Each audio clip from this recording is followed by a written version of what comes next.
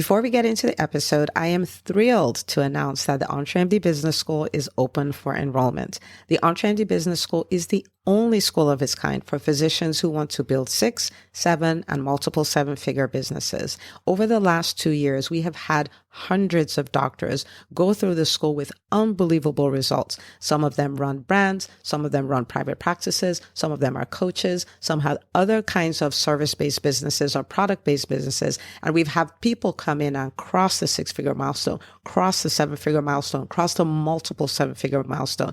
You will be in a place where you'll get the coaching, the community, the accountability that you need to thrive as an entrepreneur, especially in the times that we're in. So maybe you've been following me for a while. Maybe you've been getting so much out of the EntreMD podcast and you've been wondering, how can I work with Dr. Una and the community more? Well, this is your chance. Come join us in the EntreMD Business School. It is application only. So go to entremd.com/business to turn in your application. I cannot tell you how many doctors have made statements like this. I recovered my investment in the first week. I recovered my investment in my bank account in the first 90 days. This is the best investment I've made in myself ever. I want you to have that kind of story, not just a story of building a great business that serves a lot and earns a lot, but having a business that gives you the freedom to live life on your terms. So don't wait any longer. entremd.com/business. And now for the episode. Hi, docs. Welcome to the EntreMD podcast, where it's all about helping amazing physicians just like you embrace entrepreneurship so you can have the freedom to live life and practice medicine on your terms. I'm your host, Dr. Una. Well, hello, everybody, and welcome to another episode of the EntreMD podcast. I am so excited because I have a special guest here, Chip Hart. He was on last year, and turns out his episode was the most downloaded episode of 2020. So we're here, we're back to talk about all things private practice. If you do not know him, he is a private practice consultant, has been for over 30 years. He looks 30, so I don't know how, but over 30 years. That's right. Yeah, it's a little white in there. Yeah, just a tad bit, maybe. Yeah, so I'm super excited to have him back on, and this is going to be a really great episode. I want you to lean in on this one. And even before we get in, I'm going to tell you, for anybody who's in private practice, you need to go share this with them. They will thank you forever. All right. So welcome back to the show, Chip. Thank you. I have to say, on one hand, I'm a little surprised that we had the most downloaded episode, but then I realized it's because we did it in February and everyone had 12 months to do it. So it's cheating a little bit. But back in February, we had January episodes. It was because it was really good. It's true. But think of how easy everything was in February 2020. Like, we thought it was going to be a tough year. We're going to have to work hard, but everything would be normal. Never again. We had no idea. We had no idea whatsoever. Yeah. All right. So we have a lot to talk about today. So I'm just going to get right into it. And, you did a really good job all of last year, kind of keeping people abreast of what was going on with private practice, how to adapt, and all those kind of things. So we're here almost a year into the pandemic, and I want you to give the listeners kind of an idea of the state of private practice in 2021. Okay, I'm pausing because I told you, I warned you. I said I'm going to ask you some questions, and I'm going to ask you a question or two, because in theory it will lead me to my answer. Okay. So my question to you is: you did the same thing. You and I have had parallel paths this over the last year, because I've spent a huge amount of time on camera, on a mic, emailing, calling people. As you know, Paul Vincieri and I did the COVID webinars every week for months. We had as many as 1,500 people live on any given Thursday night. And we have thousands of people in the forum.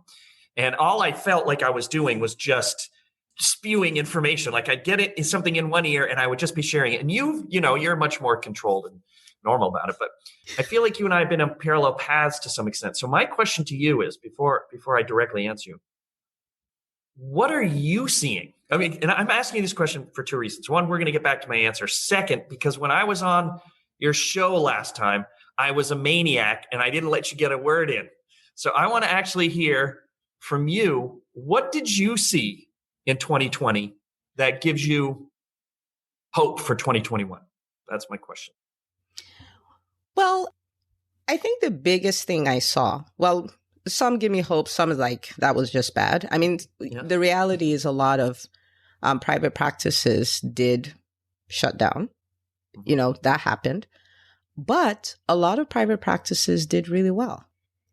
And the big difference I saw was some people decided to adapt and decided to be entrepreneurs, right? Like in private practice, kind of where doctors that own practices not really thought of as a business per se, in a way. But these are people who are like, well, we are going to do sales and marketing. Right? We don't call it that. We call it the recaller. We call it, sending out emails. We call it educating our people to overcome the objections that are stopping them from coming into the office.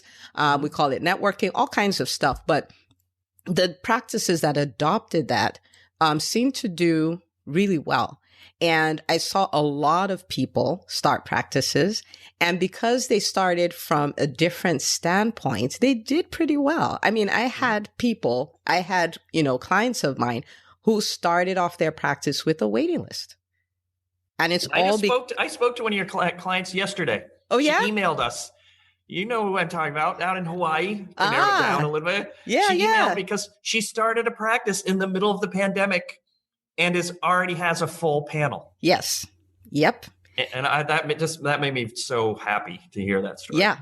And that, to see that happen, it's like, wait a minute. Yes, this is what is going on is awful, but there's hope. There is. So, that's kind of what I noticed. All right. So you've given me enough to talk to you for 2 hours with just those comments. But so I'll try to, I will cram, I'll cram 2 hours in a couple minutes here. But first of all, I couldn't agree more.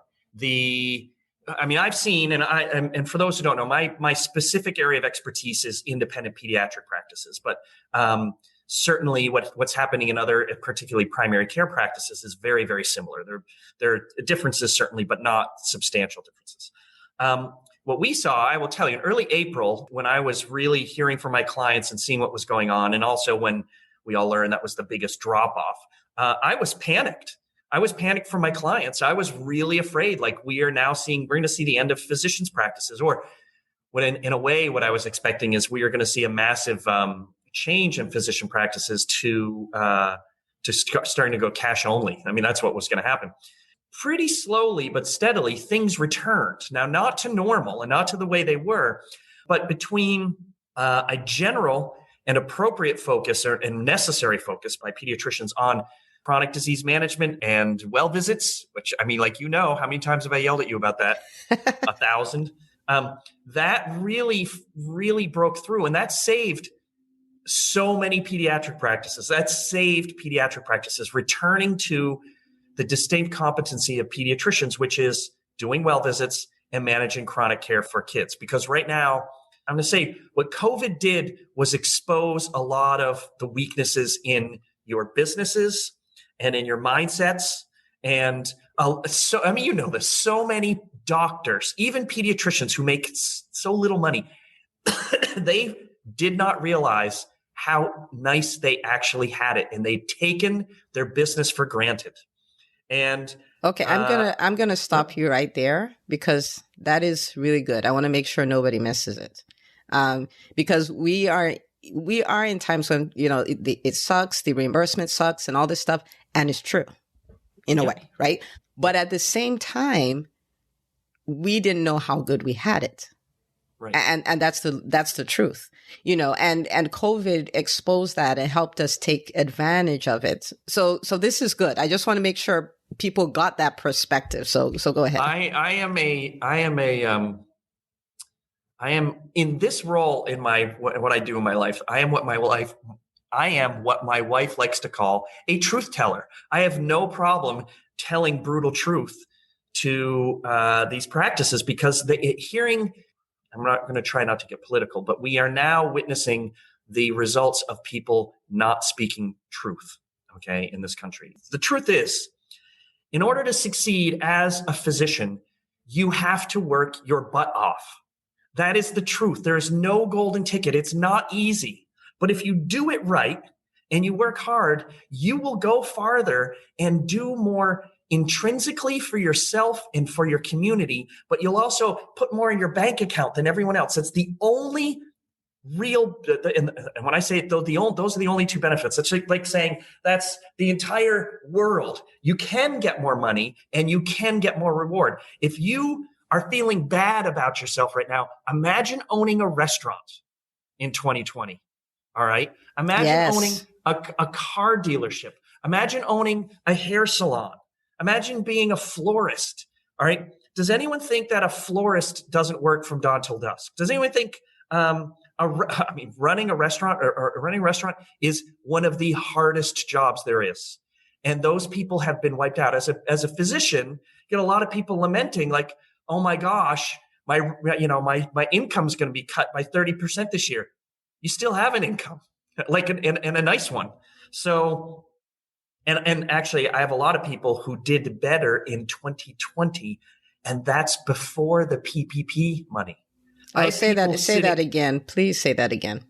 I know so many practices who are sitting on so much cash because of the PPP money, they're embarrassed. Now, don't get me wrong. There are some people for whom that PPP money was the difference between opening and closing. That was your last warning. What more did you need to be told by the powers that be that you weren't running your business right? Now, don't get me wrong. Someone out there is listening who did do everything right and was still unlucky. Yes, there are those people. Things happen. You try your best, you do your best, and you did everything right. And maybe it turns out for reasons we didn't understand, you didn't park in the right location, or maybe there was a hospital bought up everything right. That stuff does happen. But boy, if you're a pediatrician right now, your parents and the parents in your community are freaked out.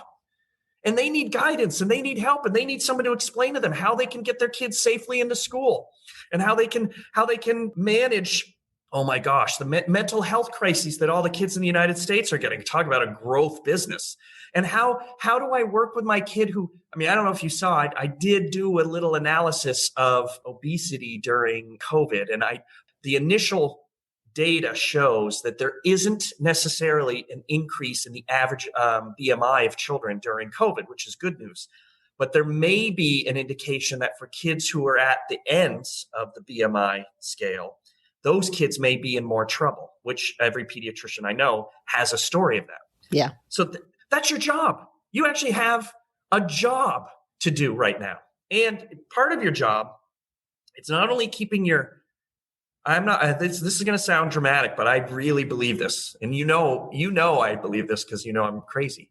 I believe that pediatricians, and I will extend that to primary care. Okay. But again, I live in the pediatric world. Pediatricians are saving America, period. If you want me to repeat something 5 times today, that will be it. Without pediatricians, you can't have kids back in school. If kids can't get back into school, or if they can't manage the school, you have parents who can't work. We have an enormous, the number of unemployed in the United States right now is measured in tens of millions. We have to get our economy back on track or everybody's in trouble. And one of the 2 or 3 professions with the keys to that door are pediatricians. So I'm running with that. Like when I'm on my way to go see my patients and people are like, where are you going? I'm like, I'm going to fix the economy. Mm-hmm. I don't think you can exaggerate that. Yeah, you can exaggerate that because rewind 2020. Oh my God, let's not. But rewind 2020, take the pediatricians out of it. You've got millions of kids who are sitting in their rooms on phones, no social interaction, no one's eyeballing them for depression, no one's eyeballing them for appropriate developmental care, no one's giving them vaccines. Pediatricians are so crucial to the framework and mesh of a healthy economy. It's certainly in the scope or in the face of a pandemic. And so I know that when you went to med school and you graduated 3 years ago, or you went, and I'm speaking to some, newly minted physician out there. You went to med school. You got out of there thinking, oh, okay, I've got about 200 grand of loans I've got to deal with. I've got a spouse who I barely see, but we're going to have a kid anyway, or we just had one. I've got a mortgage. I did not sign up to save the United States. That wasn't when I said I want to be a doctor, I just wanted to go into an exam room, use my brain and help some people. But you're not actually in control of everything that happens to you. And one of the things you're not in control of is the fact that you are responsible for the health of the United States right now. You are. All right. And if you don't want to be, okay, don't focus on that. Focus on taking care of your kids.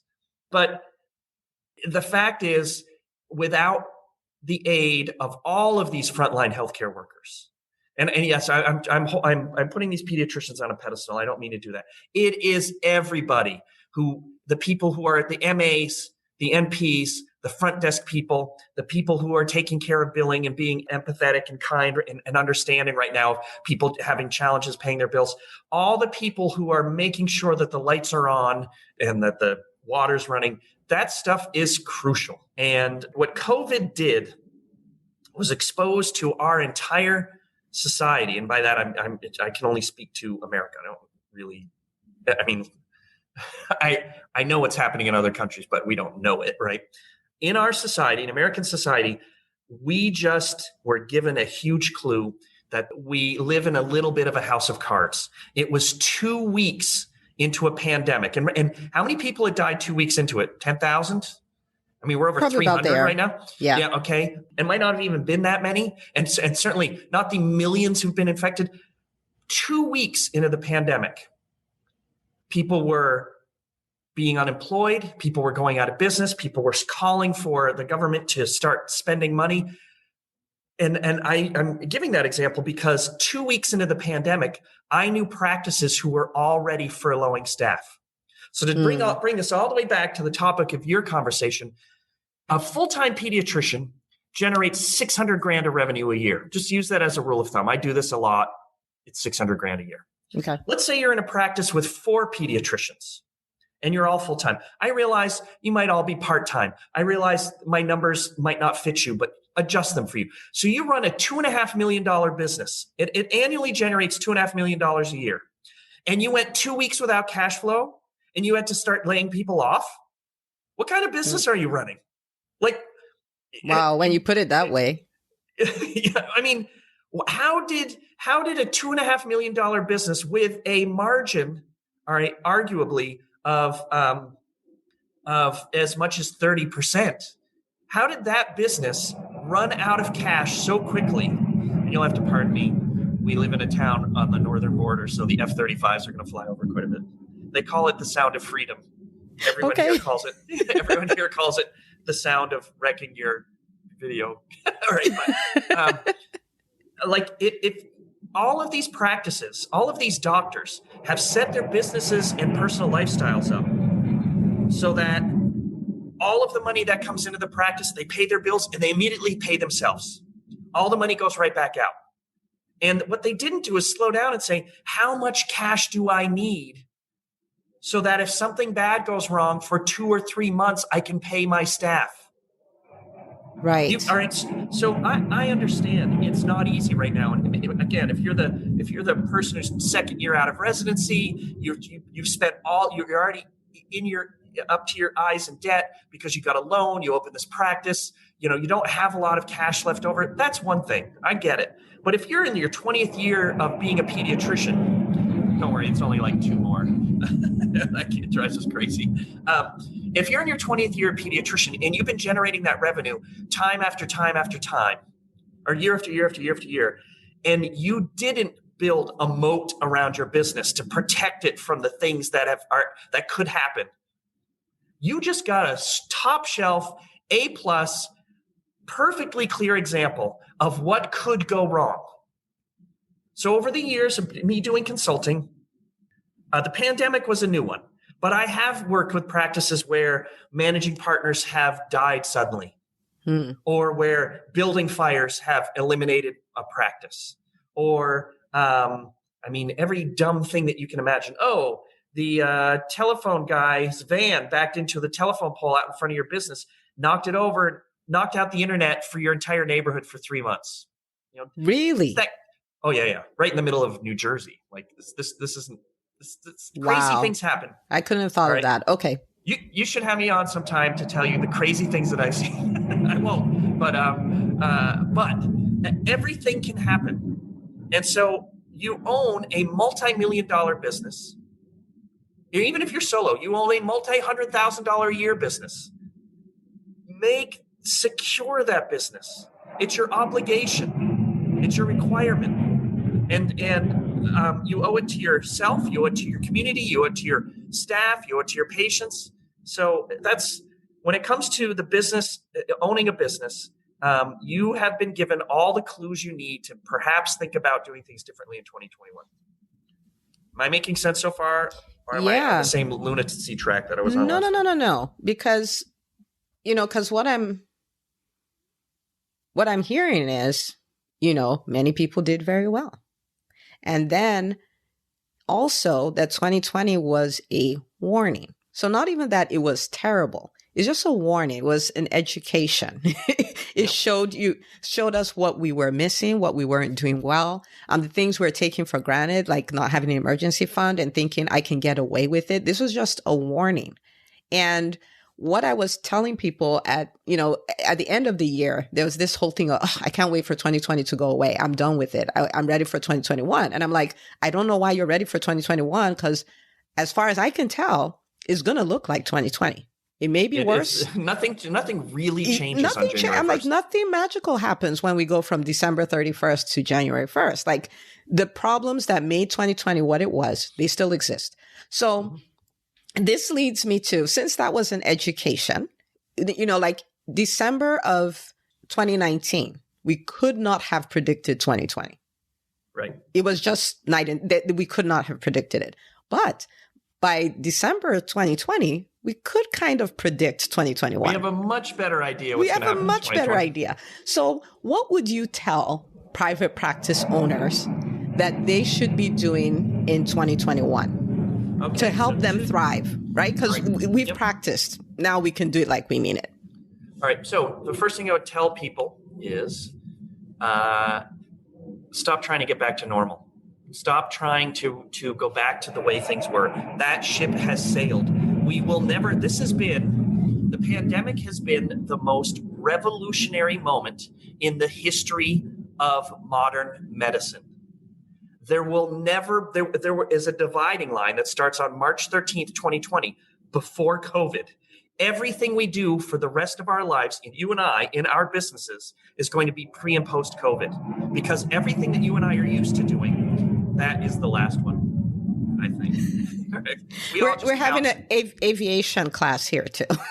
Two for the price of one. Yeah, what happens is we have these billion-dollar F-35s. The airport's like a mile from here. And, oh no, there's one more. And they just run these things night and day and protecting us from ourselves, I think. So the trying to get back to the way things were is a mistake. All right, so that's the first thing I would tell you. And it's such a waste of energy. So absolutely, it's such a waste. And clearly going back to the way things were, it's not even. It should be clear to you now. It wasn't even that great. Okay, because you weren't practicing your best medicine. You weren't practicing your best business acumen. You were just sort of coasting. Now I realize a lot of people are like, no, I wasn't coasting. I was working 80 hours a week, but you were coasting by working 80 hours a week. This is really important. You were ignoring the work you had to do and doing the work that you were comfortable doing. Oh, right? Okay. So I'm writing that down. That is so good. You were ignoring the work you were supposed to do and doing the work you were. We all do that. I would rather sometimes play with spreadsheets for 2 or 3 hours than than make a call to someone I don't want to make. Right. And every doctor I know is like, when the tough get going, or when things get tough, rather, they're like the tough go into exam rooms, which is not the worst thing that happens. because at least when you go in an exam room, you're generating revenue. But guess when you have a pandemic and there are no patients? Yes. There's I no mean, exam room to escape in. Why were doctors so anxious? Because they couldn't hide. Yeah. It's a fact. Okay, Now, I'll tell you the other that thing. is so good. Okay, so number one, stop trying to get back to normal. Give me more. Yeah, This is there's so no good. normal. We have a new normal. Number two. So the second thing I want those of you on medical practices to think about is an expression that my father used to say all the time. He attributed it to Branch Rickey, who is the general manager for the LA Dodgers. He was the guy who drafted Jackie Robinson. But it was not Branch Rickey. It was Louis Pasteur, famous scientist, who had an expression that said, chance favors the prepared mind, which is another way of saying those who prepare for the future are more likely to succeed. I mean, a silly way to paraphrase it. So a good example, or a better way to think about it, is I want everyone watching right now to think about people in their lives who seem to be perpetually lucky. All right. Is it, in fact, that they are perpetually lucky and simply just the benefit of some sort of privilege or whatever the case may be? In some cases, maybe a little bit, yes. All right. But in a lot of cases, it's because those people have been working really hard in the background to be prepared. So, Dr. Una, are you lucky? Or do you get up every morning and you throw off the sheets and say, I wonder what blessing is going to be dropped on me today? Or do you get out of bed in the morning and say, all right, I've got to go kick some ass because the only way for me to get ahead is if my feet are moving? I mean, which is it? Action, action, action, action, action. Someone said, I believe in luck, and the harder I work, the more of it I experience.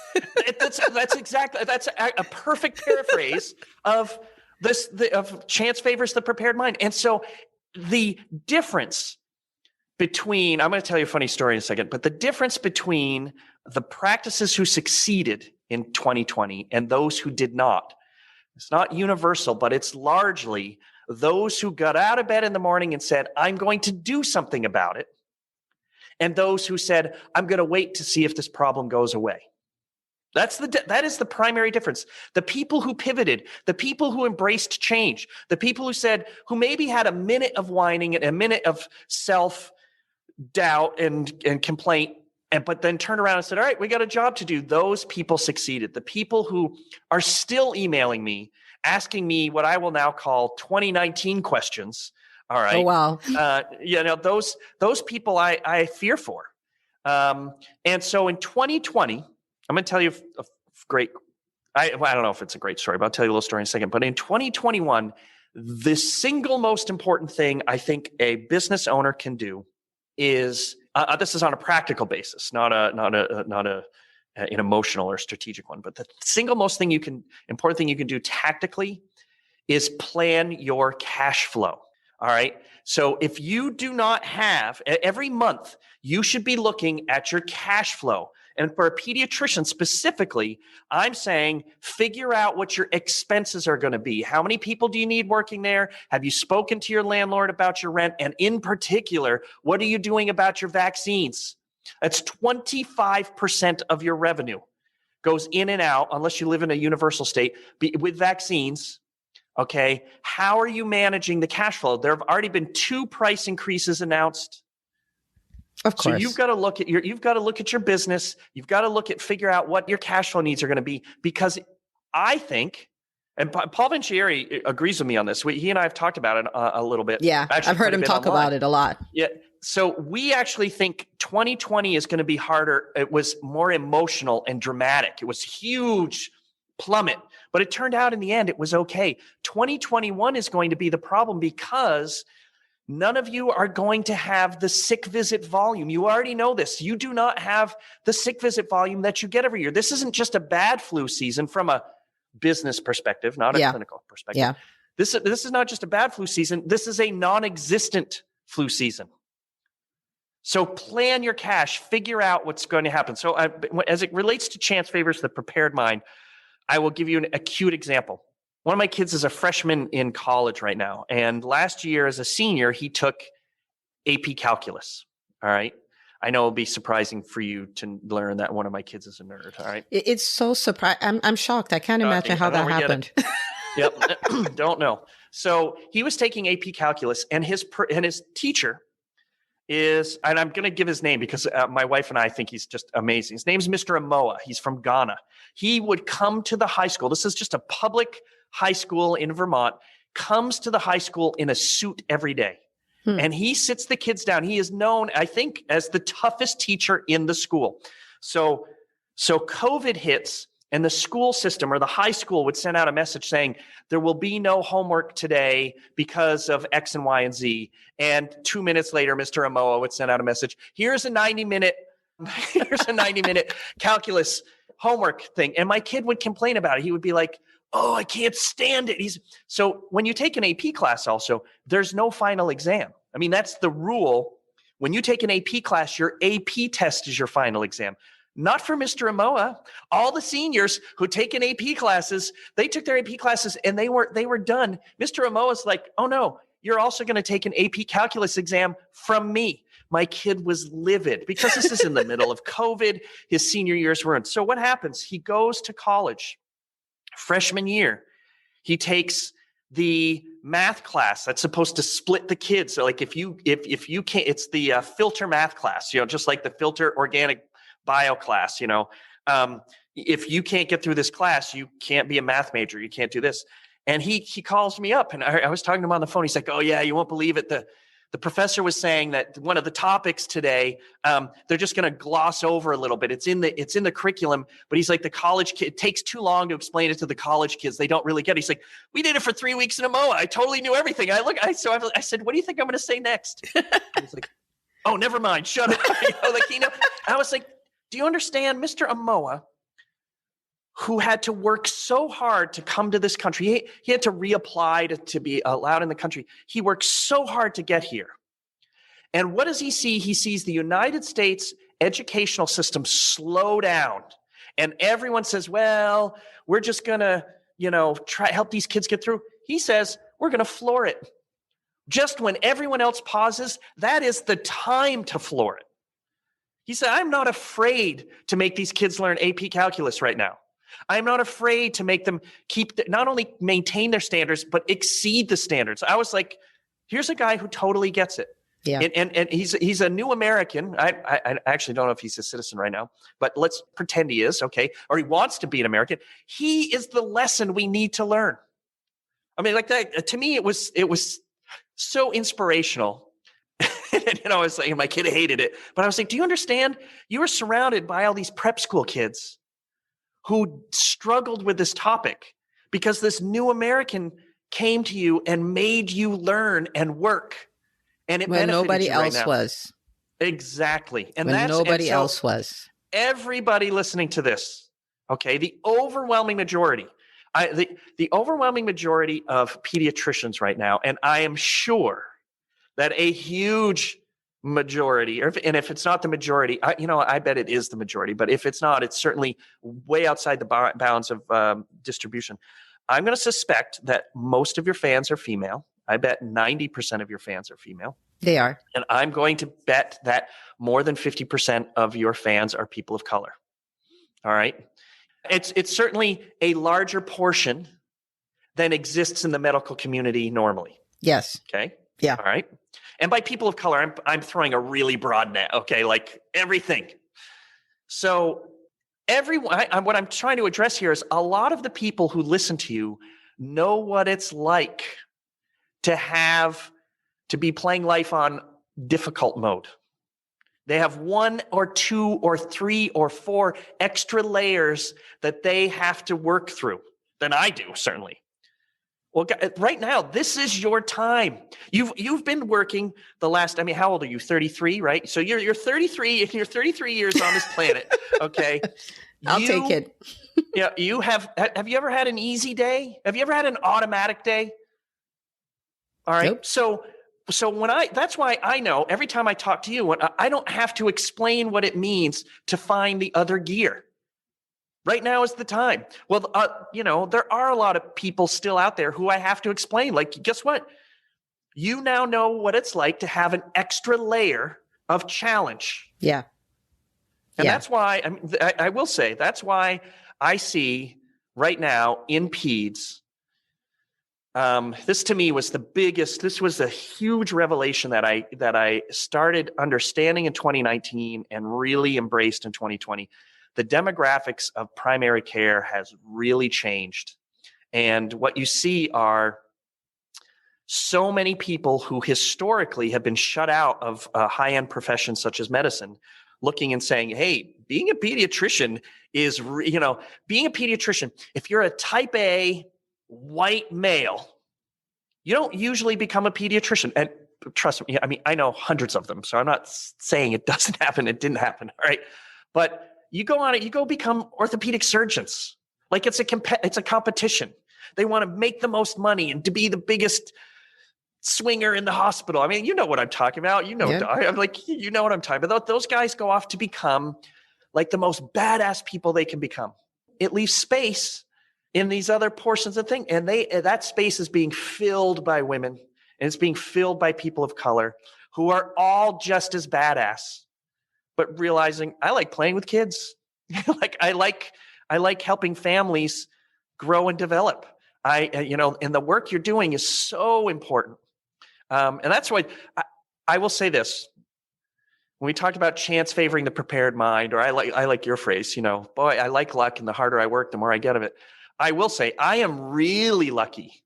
This was no preparation on my part, but working for pediatricians has been, one of the sort of the luckiest things that has ever happened to me, because I'm supporting people whose work is so important. Like I get covered by that a little bit. You know what I mean?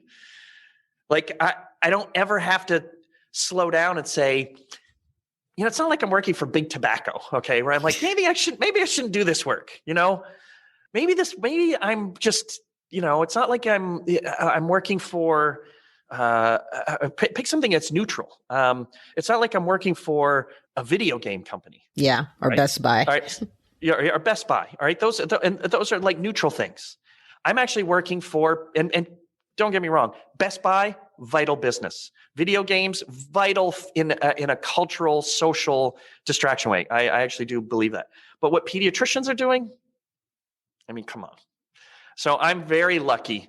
I'm very, very lucky. I could have just as easily ended up working for, I don't know, anesthesiologists, and I would be a very different person. Not that anesthesiologists are bad people. I know plenty of them. So anyway, those are the things. Chance favors the prepared mind. Prepare your cash flow. And for the rest of you, the final thing I would say, this is going to be my life in 2021. Oh, let me go ahead. Let me tell you something you'll find interesting before you go to that. Okay, please. Okay, Yep. So first of all, for the people listening, pretty pleased with 17 cherries on top. I know the average physician doesn't necessarily think in terms of cash flow. And sometimes we feel guilty when we quote unquote focus on the money. But the truth of the matter is what Chip just said is the difference between life and death for your private practice. And a good practice is a practice that helps a lot of people and makes a lot of money. That's just the way it works. Because if you don't make money, like you saw in 2020, you have to close your doors.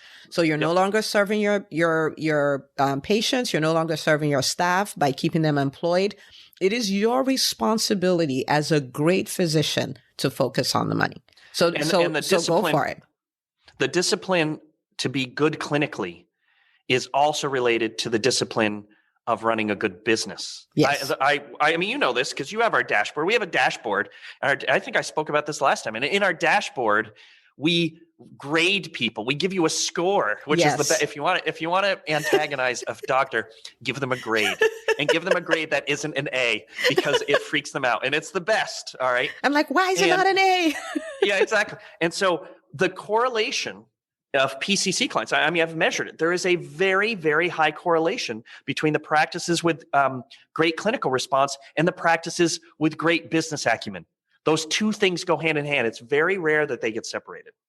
I love it. I love it. The other thing I wanted to tell you, and this has nothing to do with this episode, is thinking about it now. I never verified this, but when I did my elementary school in Nigeria, And I went to one of the top schools, and all the teachers were from Ghana.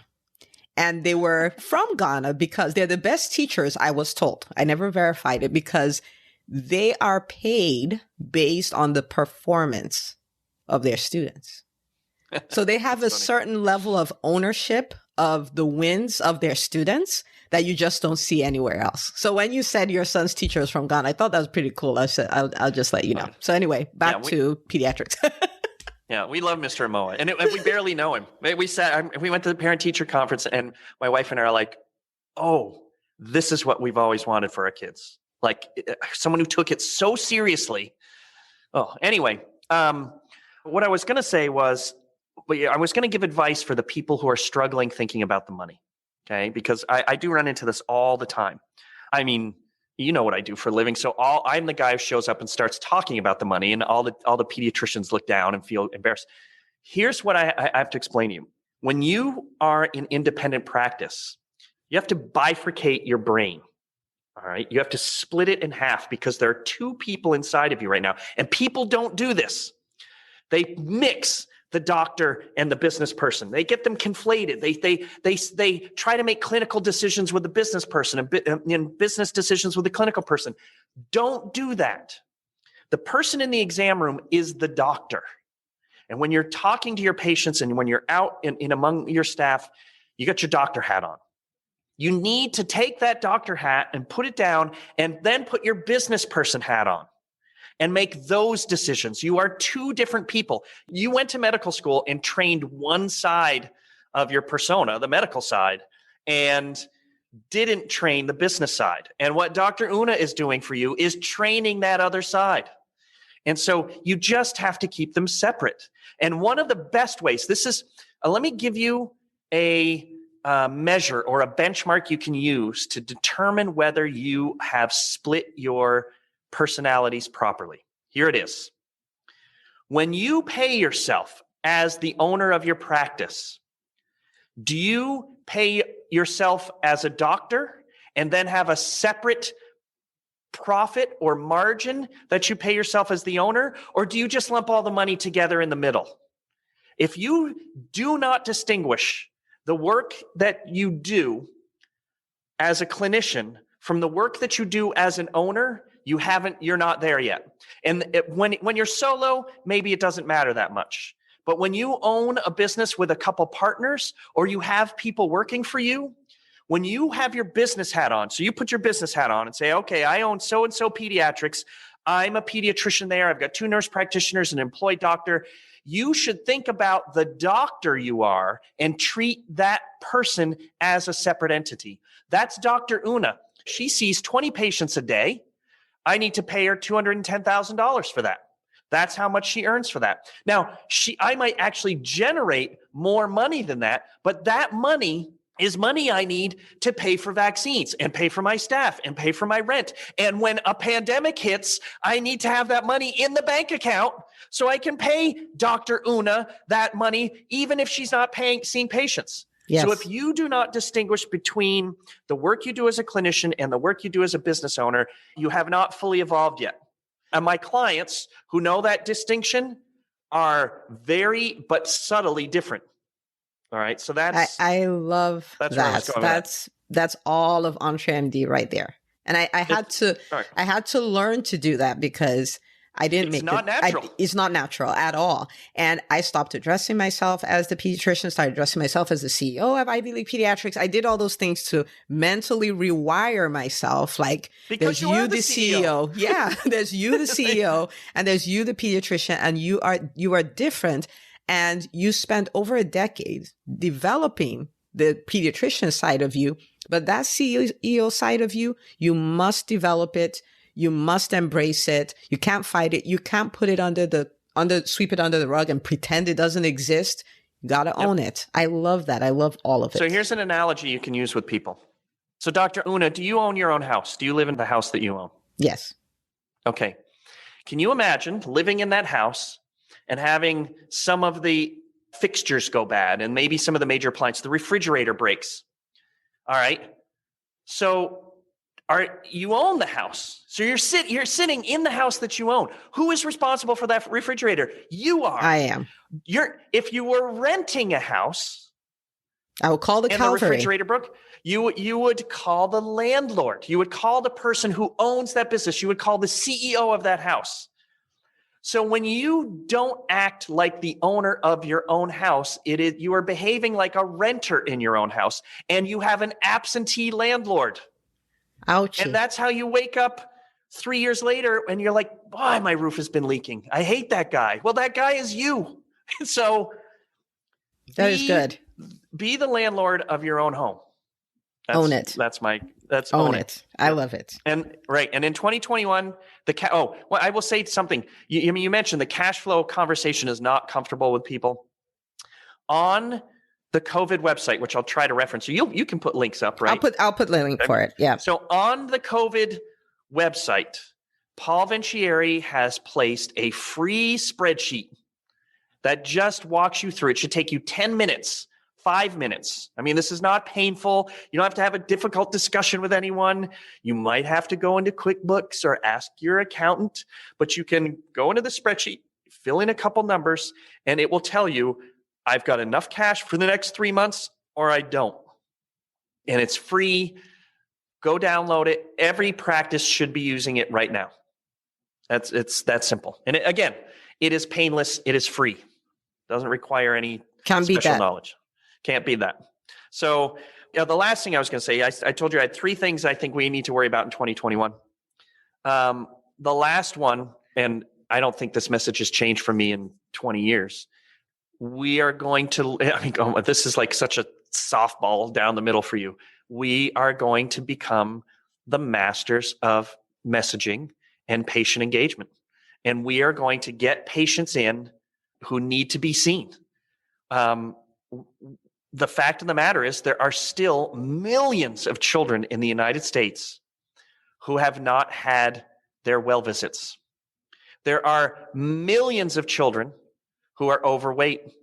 There are millions of children who are not managing their asthma right now. And there are many millions of children who are anxious and depressed and need your guidance. And there are pediatricians out there and say, I don't really do that work.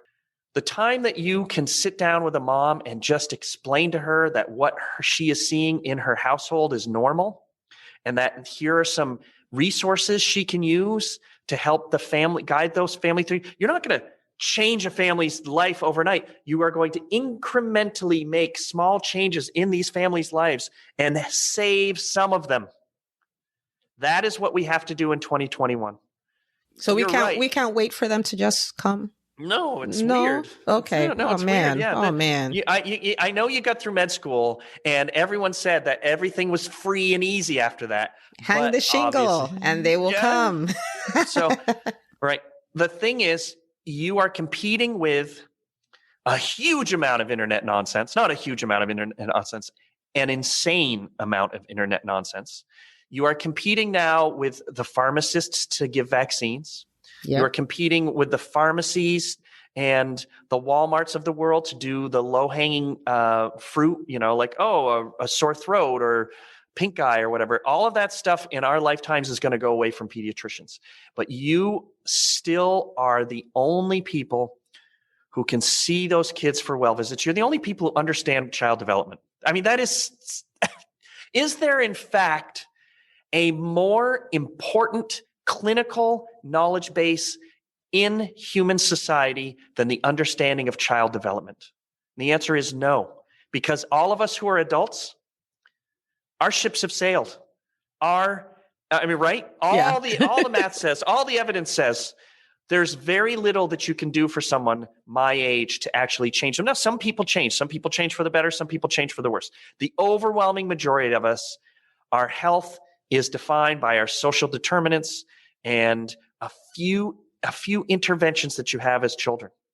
So if we want to worry about human society in 2030 and 2050 and 2090, it begins with our understanding of child development.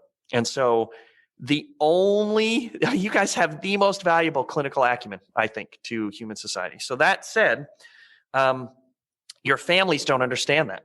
I don't, no one, like they're being told, I mean, such insane nonsense by their friends and online and by Facebook. You have to actually market. That's a dirty word. I mean, and people Such who a listen to you, dirty word. This is a people clean who listen to you podcast. You know can't this, use but cuss words here. that's right. Marketing, promotion, Selling. selling. Yeah. What you're selling is their health. What you're selling is, all right, you're not selling them. Now, if you and I were doing a podcast or video like this, where we were actually selling a product, where, if you buy a bottle of this, or you just become part of my network, all right, we're not doing anything like that. We are just explaining to families who don't know, hey, let me explain to you, because I'm trained on this. Let me explain to you what you should expect out of your child over the next 6 months to a year. This is what normal looks like. This is what abnormal looks like. I've checked a couple physical measures. I've checked in I've done a little bit of testing. I would worry or concentrate about these things. I wouldn't worry and concentrate on those things. That's what you're doing. And what this, I mean, this. Your best engaged families, regardless of their clinical circumstances, are in fact the easiest ones for you to work with, right? Yes. You can have the families who have incredibly dire clinical circumstances, but because they're engaged with you and the communication is two-way, it's not hard work. Yep. Because they trust you, and it's the bidirectional interface. It's they actually Says that's just the a term in our nerd. business. Yeah, says the nerd.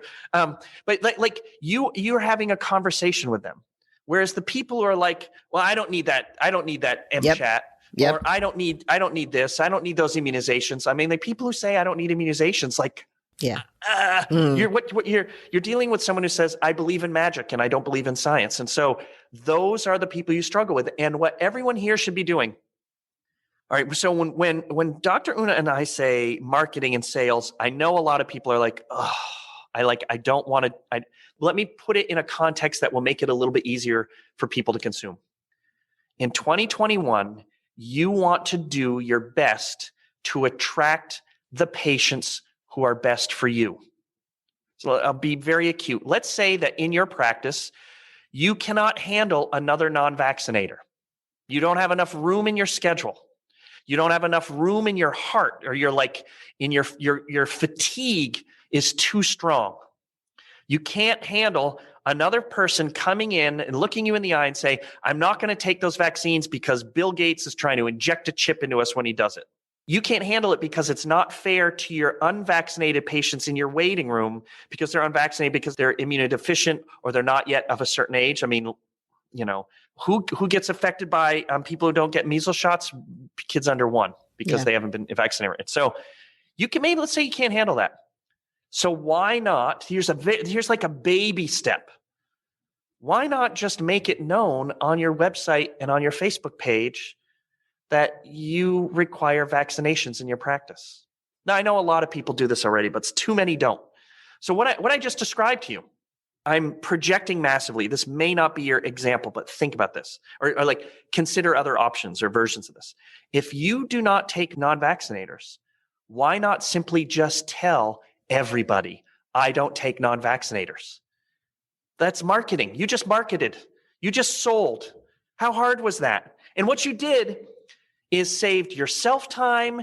You saved yourself emotional damage. You saved your staff time. And to be honest, you saved that patient and that family some time, because you didn't waste their time. No one is harmed. All right. Except maybe an unfortunate family didn't have the blessing of your guidance, but they will find it somewhere, I hope. Now, I just used the vaccine part. All right. That's a fairly controversial thing. Well, if you believe that teenage depression is an issue, and I don't know who doesn't, but let's say there is someone out there, a physician doesn't. But if you believe that teenage depression is an issue, and you believe in science, and science indicates, all right, that the teen depression screening tool actually has clinical evidence showing that you can identify children with depression using this tool, why are you not using it? All right, because there are a bunch of your listeners right now who do not use it. If you're not using it, I'm going to ask you why. But if you are using it, why would you not tell all of your families, this is what I do during these visits? Because one of the biggest reasons that people don't use it is, well, the parents complain about having to pay for this $10 thing because their insurance doesn't cover it. Like, do you believe in it or not? Do you believe that this $10 fee, which is what they pay for some stupid grande at Starbucks, okay? If they believe that that $10 screening opportunity might not save their child's life or certainly improve it, I mean, you should just tell people, then you're not a good match for my practice. And what you did right there is you sold and you marketed and you did all those dirty things. And all you were doing was telling people the truth about who you are and what you find important. When we say sales and marketing, you hear Google SEO, and I'm going to have to go and do some Facebook ads. If that freaks you out, don't worry about that part. Don't do that part. Step into the part that just says, I'm going to tell people what kind of doctor I am. So that's my guidance there. And now you just got the lunatic. He came out an hour into No, he didn't. but it's true. And, and sometimes when people are like marketing, they get scared of it or whatever. Yep. I'm like, you're a doctor. Depending on your specialty, you do spinal taps. You do heart surgery. You put babies to sleep. You know what I mean? Like you do central lines. Like you do really hard things. You do things that are so special that there's so many TV shows on them. People just want to watch shows on the ER. No Look one at what you do. TV show about marketing. Right? you do that. You learn to do that. So the marketing piece, I'm telling you, I've worked with people who are like, I don't even think I can own a practice. And in a pandemic, because they were willing to embrace marketing, they're willing to embrace learning something that's different and doing something that's quote unquote uncomfortable. They started with waiting lists. If they, without a big base, starting off as brand new entrepreneurs could start with a waiting list, what can you do? You already have a practice. You already have patients that love you. You already have reviews. Like if you could embrace that, what would your practice look like? And it's not hard. It's not hard. It's not hard. In 2021, the option of not embracing marketing does not exist. And the sooner we tell ourselves that, the better it will be for us. And marketing should not be a dirty word. It should be the pathway to follow to communicate with your patients to help them improve their lives. I mean, if you don't believe in what you're doing, then yeah, you're right. Marketing can be difficult. Yes. But if you believe that you as a pediatrician actually can improve the lives of your patients, you're obligated to market. You have to tell them because right now they are facing so much nonsense. Yes. And you're the savior. You are the voice of reason and science. No, that's absolutely true. Marketing wasn't as important 20 years ago. All right. But it's important now because your patients get so many messages. And the thing that you are quote unquote selling is the one thing that's actually proven by science and common sense to be good for them. So that's why, I couldn't agree more. I think you absolutely have to have you know what? You and I should invent a term besides marketing. Just because I don't know what to call it. Or maybe we desensitize doctors, huh? Maybe we do there that. We go. It just maybe we do that. But your point that doctors do things routinely that have far greater consequences and are far more difficult to learn. Yep. And a life or death, right? Like if you go and do some marketing thing and it doesn't work, nobody's dying. No one ever got injured because they clicked the wrong button on Facebook. No. And my credit card just got charged $10. No, we do hard things. We're great at doing hard things. Chip, this was so good. So your top 3 things: stop trying to get back to normal. People, please stop trying to get back to normal. The second is chance favors the prepared mind. And I mean, I think listening to this podcast episode is actually one of the best ways to prepare your mind. And I think this is one of the things that you probably want to come back to and listen again. You'll get new, because there's so much gold here. And the third, we're going to have to become the master of messaging and patient engagement. And these are simple, not easy, but they're simple. That's exactly it. The problem with simple things is that they're easy to do, they're easy not to do. So my challenge for everyone listening is, he didn't give 7 tips.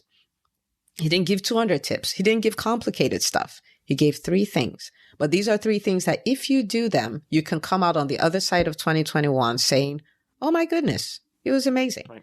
You can have that experience. So Chip, thank you so much for doing this. I really appreciate it.